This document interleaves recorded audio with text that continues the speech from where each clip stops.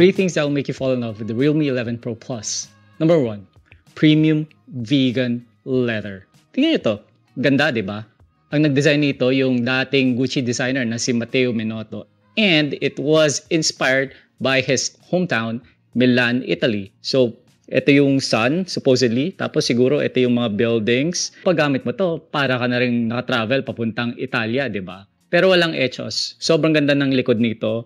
Not only is this scratch-proof, it's also smudge-proof at ang ganda ng texture. Not only are you gonna love using it, but you're gonna love looking at it. Hindi siya mahirap bagayan, di ba? Para lang siyang piece of jewelry or a fashion statement na part ng iyong get-up. Number 2, the display.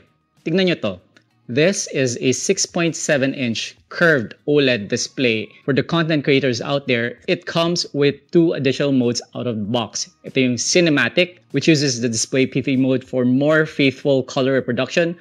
Tapos yung isa naman yung Brilliant, which uses the widest color gamut for a brighter display. So kung habol mo ay color accuracy lalo pag nag-edit ng videos and photos, well, napaganda ng display nito. Last but not the least are the cameras.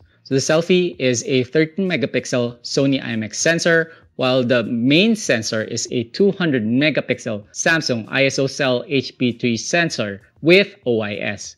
Very important and very critical lalo pag kumukuha tayo ng photos and videos sa dilim para mas sharp yung nakikuha nating mga images at para na rin ma-eliminate yung mga unwanted camera shake.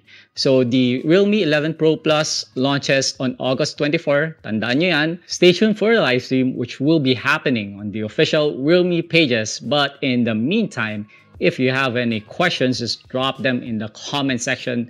And we have a lot of content planned for the Realme 11 Pro Plus as well as other tech gadgets. So sundan nyo rin kami, subscribe kayo sa amin, and kita-kits sa comment section. Paalam!